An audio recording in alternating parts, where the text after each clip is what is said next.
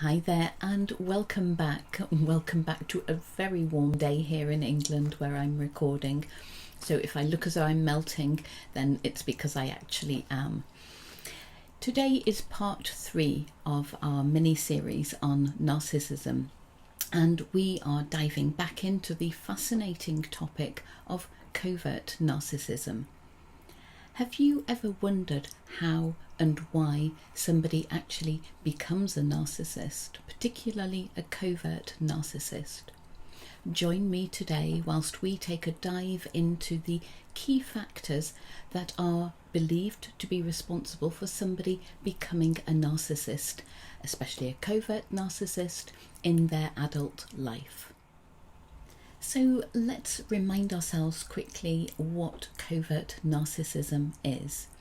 So it's a subtype of narcissistic personality disorder and is characterized by a subtle, more hidden form of narcissistic behavior. We're generally more familiar with the overt narcissism, that open sense of grandiose behaviour, the attention seeking, and that inflated ego that is there for all to see. Conversely, covert narcissists are masters of manipulation, and they disguise their narcissism behind a mask of humility and victimhood. So how and why does somebody become a covert narcissist? It's important to note that narcissism is believed to develop from a combination of genetic, environmental and psychological factors. Let's take a look at some of the key factors at play here. First of all, we have childhood experiences. It's widely believed that covert narcissism stems back to neglect of emotional needs in childhood adversity and childhood trauma. Individuals who grow up in an environment where their emotional needs are neglected, overlooked or overpowered may develop covert narcissistic traits as a way to cope with the pain and the insecurity that these experiences brought to them. Next, we have attachment styles. As a result of these adverse childhood experiences, a young person can develop insecure attachment styles which are thought to be linked to covert narcissism. So these attachment styles develop from a deep-seated fear of being rejected, being abandoned, and so in an adult narcissist these fears may be disguised or compensated for in attention-seeking ways, validation, and that desire to be seen as a victim that is done in quite an underhand way, but these all stem back to an insecure form of attachment. Next, we have self-esteem and self-worth, and we may be forgiven for assuming that a narcissist has a very high self-esteem, an inflated self-esteem, but it's not an authentic one. Underlying low self-esteem and feelings of inadequacy are very common in covert narcissists. They often harbour deep insecurities and actually have a very fragile sense of self-worth. To protect themselves from further emotional harm, they use these covert strategies such as manipulation, gaslighting, and again playing the victim as ways of gaining control and maintaining a sense of superiority that isn't really authentic. They don't actually feel that, but they will project that, and even they are not aware that they don't feel good about themselves inside. Fourthly, we have narcissistic parenting.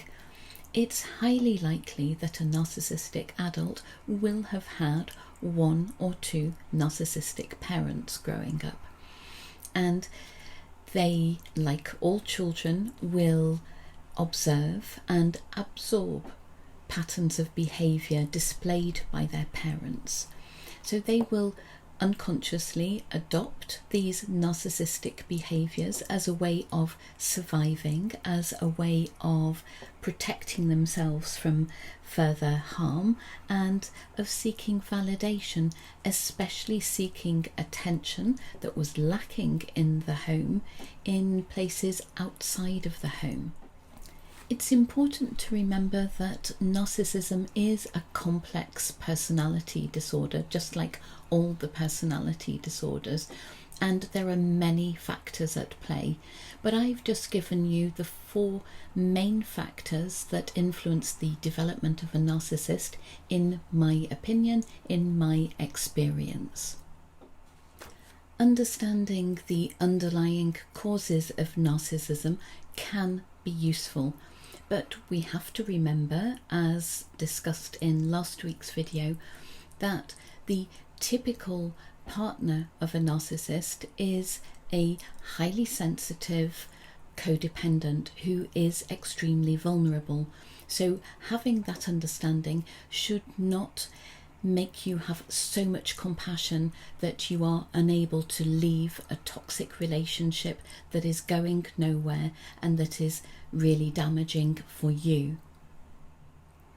In extremely rare circumstances, there may be a genuine desire on the part of the narcissist to seek help, therapy for themselves or couples therapy, but I'm sorry to say that in my personal experience and in my work as a therapist, I have never seen a positive outcome of this decision to pursue therapy.